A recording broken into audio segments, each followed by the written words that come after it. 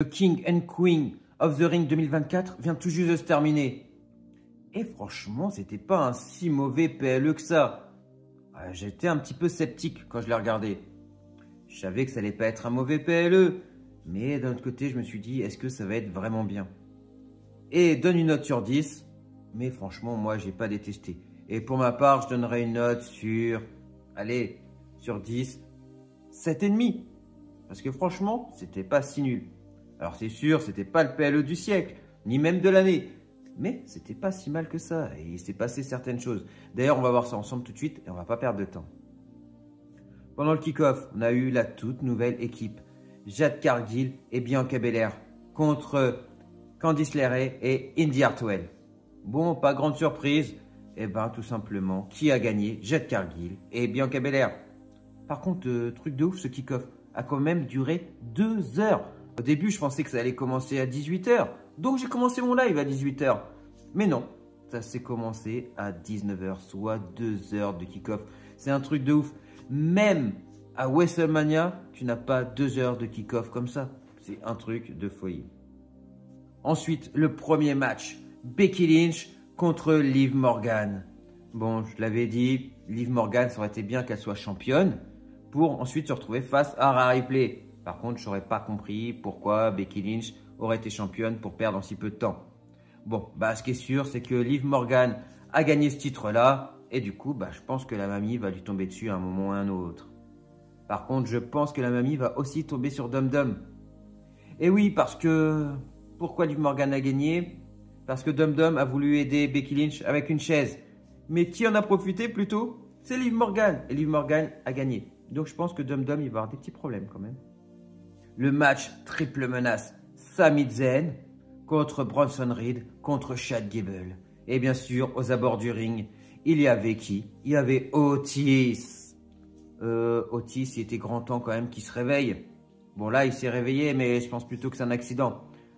Au bout d'un moment, Chad Gable, comme d'hab, lui a mis une calotte. Il a dit, mais tu attends quoi pour taper Sami Zayn? Il le tenait en plus. Otis n'avait plus qu'à le frapper. Bon, il y a un moment, il allait quand même le frapper. Pourquoi, j'en sais rien, alors qu'Otis ferait mieux de s'en prendre à Chad Gable. Sauf que, heureusement, Sami Zayn s'est poussé et Otis a foncé dans Chad Gable. Par contre, il n'a pas trop aimé, en fait, tout simplement, Chad Gable. Donc, je pense que c'est pas fini entre Otis et Chad Gable. Le match pour le Queen of the Ring. Lyria Valkyria contre Nia Jax. Bon, clairement, j'ai pas compris la fin de ce match-là. Et elles étaient toutes les deux sur le coin du ring.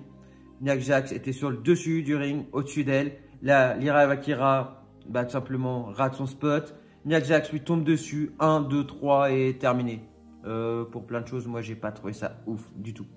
Après, pour Nia Jax, franchement, je trouve ça bien. Et c'est clairement mérité. Et j'ai envie de voir ce qui va se passer par la suite. Ok, mais est-ce qu'on n'aurait pas pu donner une autre fin à ce match-là? Moi, j'aurais préféré, honnêtement, clairement. Dis-moi ce que toi, tu en penses. Mais moi, j'aurais préféré une autre fin. Le match Gunther Randy Orton. Plein de monde aurait kiffé que Randy Orton gagne ce match-là. Ouais, sauf qu'il n'y a pas très longtemps, Gunther a perdu le titre intercontinental.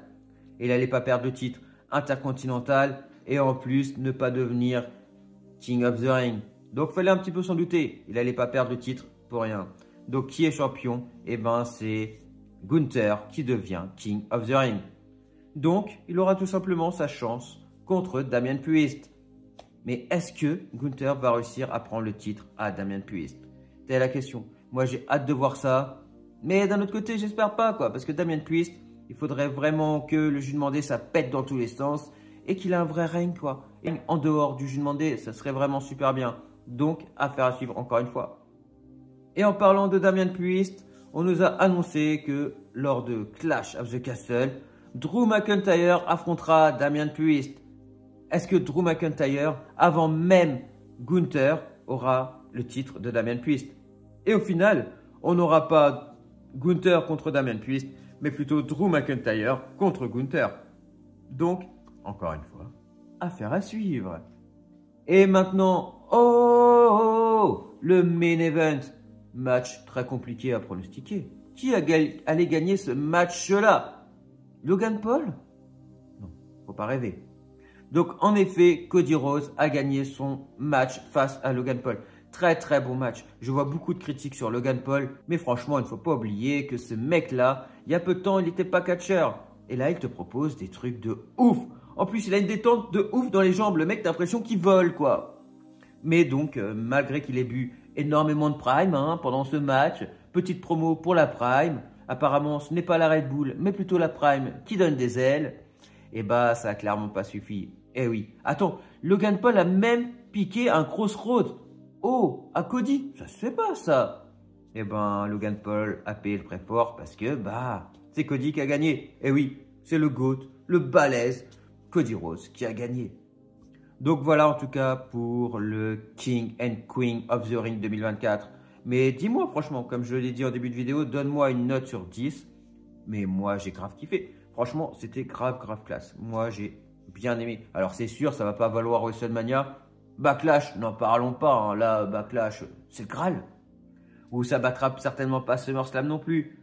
Mais pour le show auquel on s'attendait, vraiment ce n'est pas si mal que ça. Et moi j'ai pas détesté. J'ai passé un bon moment, vraiment.